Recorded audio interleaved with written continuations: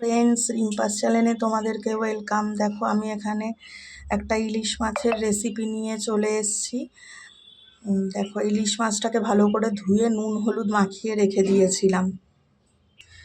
এদিকে দেখো কড়াইতে সর্ষের তেল গরম করে নিয়েছি, এবার এর মধ্যে কালো জিরে ফোড়ন দিয়ে দেবো।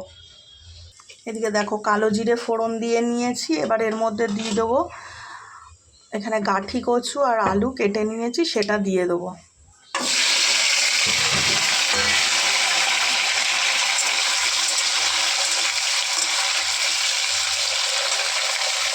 এবার এতে দিয়ে দেবো স্বাদ মতো নুন আর পরিমাণ মতন হলুদ।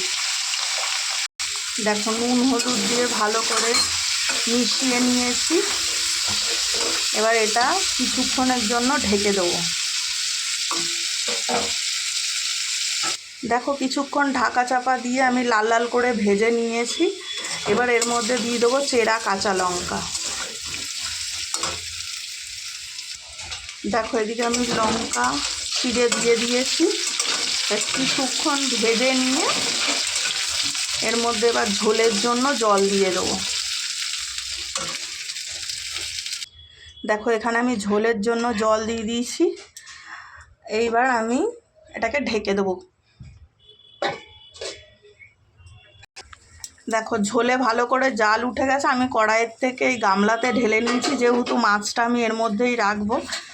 এবার আমি এর মধ্যে একে একে সব মাছগুলো দিয়ে দেবো। দেখো ইলিশ মাছগুলো আমি এবার ওই ঝোলের মধ্যে ভালো করে সাজিয়ে দেবো। দেখো নুন হলুদ মাখিয়ে রেখেছিলাম মাছগুলোতে, এবার আমি ভালো করে এর মধ্যে সাজিয়ে দিয়েছি। এবার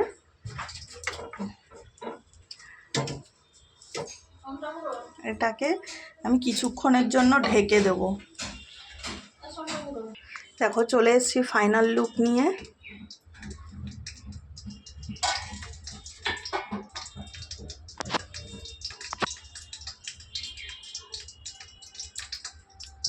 দেখো আমার রান্নাটা যদি তোমার ভালো লাগে আমাকে কমেন্ট করে জানিও, আর আমার চ্যানেলটা সাবস্ক্রাইব করে দিও।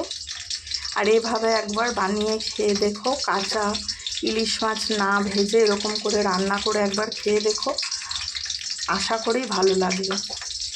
আর অনেকেই বলে যে মাছের ডিম হয়ে গেলে মাছের স্বাদ থাকে না, কিন্তু মাছের ঝোলটা এতটাই টেস্টি হয়েছে যে কি বলবো। যাই হোক, একবার এরকম করে খেয়ে দেখো। টাটা বন্ধুরা, বাই।